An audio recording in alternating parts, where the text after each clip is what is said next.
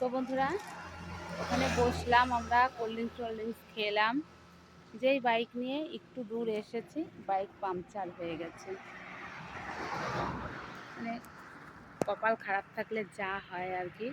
এখন আমি আর মেয়ে এখানে দাঁড়িয়ে রয়েছি। দেবা হাঁটতে হাঁটতে আরও এগিয়ে গেল ওই দিকে, অনেকটাই এগিয়ে গেল। একজনা বললো ওই দিকে ভেতর দিকে নাকি গাড়ি সারাই করার দোকান আছে। তো যাই হোক, সেটাই দেখতে গেল। দেখি এখন কি হয়। কটা বাজে? 12টা 10 বেজে গেছে। এই জাস্ট আর একটু সামনের দিকে এগিয়ে গিয়ে হলেও তাও একটু হতো। কি আর বলবো বলো, এমন জায়গা হয়েছে পুরো ফাঁকা, পুরো ফাঁকা পুরো একদম। ফাঁকা, কোনো দোকান টোকান কিছু নেই।